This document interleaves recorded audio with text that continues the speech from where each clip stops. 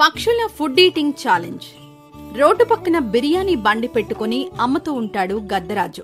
Special biryani తిన్నవాళ్లకి తిన్నంత, కేవలం 100 రూపాయలు మాత్రమే.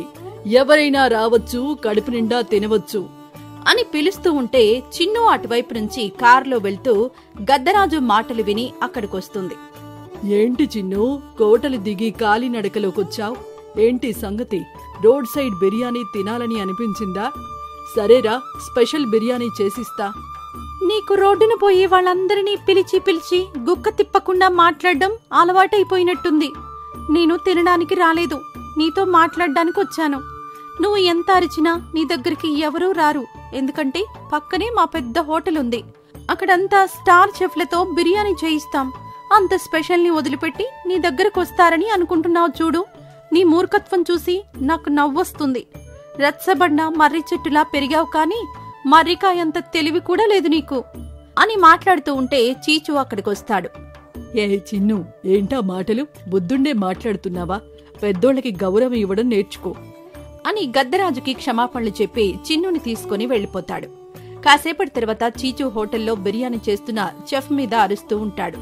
అది చూసిన చిన్ను చీచుని ఆపి, ఎందుకులా అరుస్తున్నావు అతని మీద? మన దగ్గరకు వచ్చిన వాళ్ళందరూ మన బిర్యానీ టేస్ట్ కి మెచ్చే కదా వస్తున్నారు. ఎంతమంది అతని బిర్యానీ టేస్ట్ ని మెచ్చుకున్నారో తెలుసు కదా నీకు కూడా. వాడి బొంద, నేను అలా అందరికీ వాడే చేశాడు అని చెప్పడం వల్ల వాణ్ణి మెచ్చుకున్నారు తప్ప వాడే చేశాడా అని ఎవరైనా చూసారా? ఆ బిర్యానీ అంతా గద్దరాజు దగ్గర నుంచి తీసుకొచ్చే బిర్యానీనే. అక్కడికొచ్చే వాళ్ళందరూ పేదవాళ్లే కావడంతో మన దగ్గరకు ఎప్పుడూ రారు. అలాగే మన దగ్గరకు వచ్చేవాళ్లు ఎప్పుడూ కూడా అక్కడ రోడ్ సైడ్ బిర్యానీ అని అక్కడికి వెళ్లరు కాబట్టి ఎప్పుడూ కూడా మనం దొరికిపోలేదు. ఈ చెఫ్ని మన షాప్ పెట్టినప్పటి నుంచి ఆ టేస్ట్ వచ్చేలా ట్రై చేయమని చెప్తే చేస్తూనే ఉన్నాడు, కానీ ఇవ్వడం లేదు. పైగా ఇతను సంవత్సరాల కొద్దీ చెఫ్ కోర్సు నేర్చుకున్నా అని చెప్తున్నాడు. చీచు మాటలకి చిన్ను ఆలోచనలో పడిపోతుంది. ఇలా మన పక్కనే మనకి పనిచేసేవాడు ఉంటే ప్రమాదమే. ఇప్పటి వరకు ఏ సమస్య రాలేదు కానీ ఇక ముందు కూడా రావద్దు అంటే ఆ గద్దరాజుని ఇక్కడ బిర్యానీ బండి పెట్టకుండా చెయ్యాలి. దానికోసమే ప్రయత్నించాలి. అలా 2-3 రోజుల పాటు ఆలోచిస్తూనే ఉంటుంది. తర్వాత ఒక మెరుపులాంటి ఆలోచన వస్తుంది చిన్నుకి. వెంటనే గద్దరాజు దగ్గరికి వెళ్లి, రాజు, నేను నిన్ను చాలా తప్పుగా అనుకున్నాను, కానీ నీ గొప్పతనం తెలిసిన తర్వాత నీతో మాట్లాడాలి అనిపించింది. నువ్వింతలా లాగుతున్నావంటే ఏదో కొడుతుందిలే కాని సంగతేంటో చెప్పు. ఏమీ లేదు, నువ్వెంత మంచి చెఫ్వో చీచు చెప్తే తెలిసింది. ఇంత టాలెంట్ నీ దగ్గర పెట్టుకుని ఎందుకు ఇలా రోడ్ సైడ్లోనే ఆగిపోయావు? ఇంకా ఎదగొచ్చు కదా. మీరంటే చదువుకున్నవాళ్లు, పైగా డబ్బున్నవాళ్లు, మీరేదైనా చేయగలరు. కానీ నేను అలా కాదు కదా, రెక్కాడితే కాని డొక్కాడదు. సరే, నీకు నేను డబ్బులిస్తాను. నువ్వు ఒక ఫుడ్ ఛాలెంజ్ ఏర్పాటు చెయ్యి. అందులో ఫుడ్ కాంపిటీషన్ పెట్టు. దాంతో చాలా మంది నీ దగ్గరకు వస్తారు. నీ గురించి తెలిసిపోతుంది. అప్పుడు నువ్వు ఒక్క రోజులో ఫేమస్ అయిపోతావు. ఎలా ఉంది ఐడియా? ఐడియా బానే ఉందిలే కాని ఇందులో నీకు అంత ఇంట్రెస్ట్ ఏంటో? అయ్యో, ఎందుకలా మాట్లాడతావు? మన చుట్టూ ఉండే వాళ్ళందరూ బాగుండాలి, అందులో మనం ఉండాలి అని గద్దరాజు ముందు చెప్పి పక్కకు వెళ్లి, ఎదగడమా బొక్క, ఇంకొకసారి వీడి వంటలు చూస్తే ప్రపంచం భయపడేలా చేస్తా. ఫుడ్ ఛాలెంజ్లో పెట్టిన ఫుడ్స్ అన్నింటిలో వాంతులు విరోచనాలయ్యే మాత్రలు కలిపేసి తిన్న అందరూ అనారోగ్యం పాలయ్యేలా చేస్తా. అప్పుడిక జీవితంలో మళ్ళెప్పుడూ హోటల్ పెట్టాలన్న ఆలోచన కూడా రాదు. మా కింద బానిసలాగా పనిచేయడం తప్ప వేరే దారుండదు అని అనుకుంటుంది. ఫుడ్ ఛాలెంజ్ రోజు రానే వస్తుంది. గద్దరాజు రకరకాల ఐటమ్స్ సిద్ధం చేస్తుంది. ఎవరైనా రావచ్చు, కాంపిటీషన్లో పాల్గొనవచ్చు. అందరికంటే ఎక్కువసేపు తిన్నవారే విజేతలు. అది పానీపూరి అయినా మిర్చి బజ్జీ అయినా అని గద్దరాజు మైక్లో చెప్తూ ఉంటే చిన్ను నెమ్మదిగా వెళ్లి అన్ని ఐటమ్స్ లో మందు కలిపేస్తుంది. కాసేపటికి కాంపిటీషన్ మొదలవుతుంది. చాలా పక్షులు పోటీల్లో ఎంతో ఉత్సాహంతో పాల్గొంటాయి. ఎంతసేపటికి అన్నీ కూడా ఆనందంగానే ఉండడంతో చిన్ను ఆలోచిస్తూ ఉంటుంది. ఇంతలో గద్దరాజు ఫుడ్ ఐటమ్స్ తీసుకుని వస్తాడు. చిన్నుకిచ్చి, చూసావా అందరూ ఎంత ఆనందంగా ఉన్నారో? ఫుడ్ చేయడం అంటే అదేదో యుద్ధం చేసినట్టు అనుకుంటారు కొందరు. ఇంకొందరు టకటకా చేసేసి పక్కన పడేస్తే పనైపోతుంది అని అనుకుంటారు. అందరూ వేసేది అదే వస్తువులు, అదే మసాలా దినుసులు. కానీ ఒక్కొక్కరి వంట ఒక్కో టేస్ట్ ఎందుకుంటుందని నువ్వు అనుకుంటున్నావు? అది వాళ్ళ డెడికేషన్ బట్టి ఉంటుంది. ప్రతిదానికి విరుగుడు మనం తినే ఆహారంలో ఉంటుంది. నువ్వు ఫుడ్లో వేసిన టాబ్లెట్స్కి కూడా విరుగుడు ఆ ఫుడ్లోనే ఉంది. అందుకే ఎవరికీ ఏమీ అవ్వలేదు. కానీ నువ్వు తినే ఈ ఫుడ్లో తప్ప అని అనగానే ఫుడ్ తింటూ ఉన్న చిన్ను ఒక్కసారిగా ఫుడ్ తినేయడం ఆపేస్తుంది. వెంటనే వాంతులు మొదలవుతాయి. పక్కన వాళ్ళని తొక్కేయాలి అన్న ఆలోచన మానేసి మనం ఎదగాలన్న ఆలోచనతో ఉంటే గెలిపెప్పుడు మన వెంటే ఉంటుంది. ఉన్నదాంతో సంతృప్తి లేని ఏ బ్రతుకు కూడా చివరికి ఇలాగే సమస్యల పాలవుతుంది. ఇది అర్థమైతే నీ ఎదుగుదల గురించి మాత్రం ఆలోచించు అని చెప్పి చిన్నుని హోటల్కి పంపించేస్తుంది. గద్ద చేసిన మిగతా ఐటమ్స్ కూడా బాగుండడంతో బిర్యానీతో పాటు పానీపూరి, మిర్చి బజ్జీ కూడా బాగా సేల్ అవుతూ ఉంటాయి. ఇదంతా తన అతి ఆలోచన వల్లే జరిగిందని చిన్ను బాధపడుతూ ఉంటుంది. అత్తాకోడళ్ల ఫ్యామిలీ డ్రామా 8. చీచూ, మనం అలా షాపింగ్కి వెళ్ళి వద్దామా? బయట కాసేపు వెళ్ళినట్టుంటుంది. సరే, అలాగే వెళ్దాంలే అని ఇద్దరూ కలిసి బయటకు వెళ్తారు. కొంత దూరం వెళ్ళాక గుడిసెలో ఉన్న తల్లి, తండ్రి కనిపిస్తారు చీచూకి. ఏంటి, అమ్మా నాన్న ఇలాంటి పరిస్థితుల్లో ఉంటున్నారా?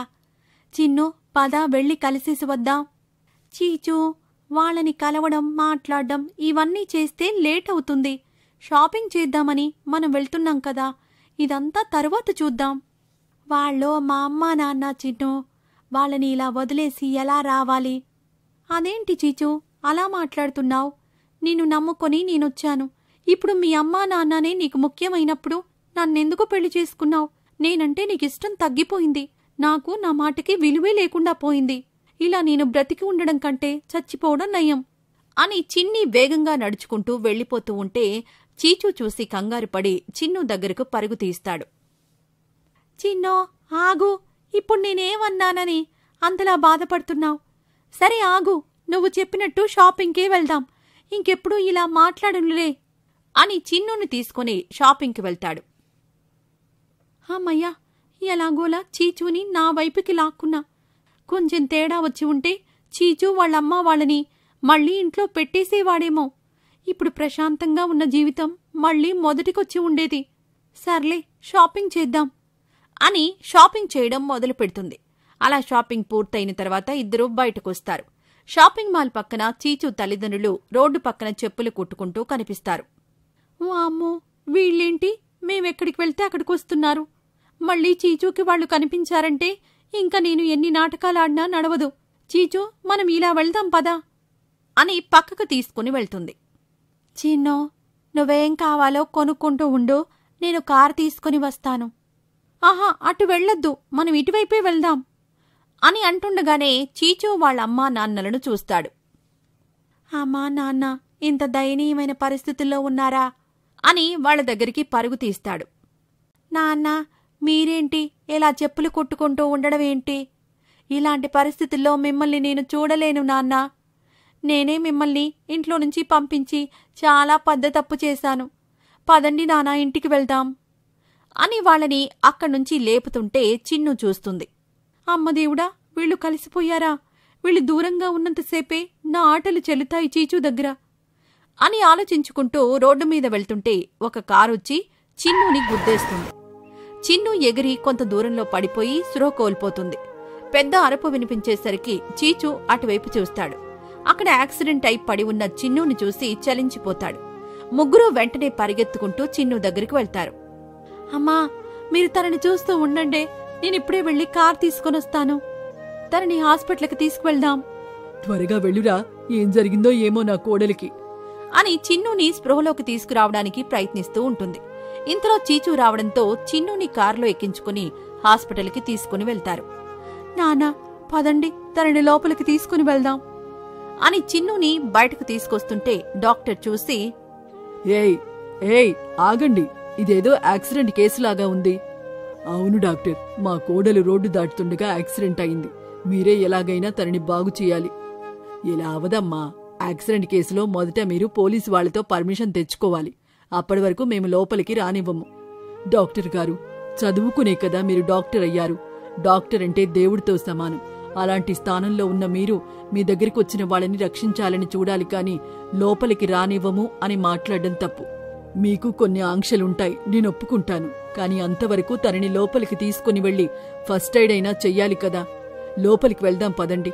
మీ రిసెప్షన్లో ఉన్న ఫోన్ నుంచే కాల్ చేసి పోలీస్ పర్మిషన్ తీసుకుంటా అని అనేసరికి డాక్టర్ కూడా మాట్లాడకుండా ఉండిపోతాడు. తర్వాత చిన్నూని తీసుకుని లోపలికి వెళ్తారు. లోపలికి వెళ్లిన తర్వాత పోలీస్ స్టేషన్కి ఫోన్ చేసి పర్మిషన్ తీసుకుంటారు. సార్, మీ కోడలి తలకి బలమైన గాయమైంది. ఆపరేషన్ చెయ్యక తప్పదు. దీనికి మీరేమంటారు? సార్, అది ఎలా చెయ్యాలో మీకు తెలుసు. మీకేది చేస్తే మా కోడలికి తొందరగా నయమవుతుంది అనిపిస్తే అదే చెయ్యండి. ఇంక తొందరగా మా కోడలిని చూడండి సార్. సరే సరే, మీరు కంగారు పడకండి. వి డూ అవర్ బెస్ట్ అని డాక్టర్ చిన్ను దగ్గరికి వెళ్తాడు.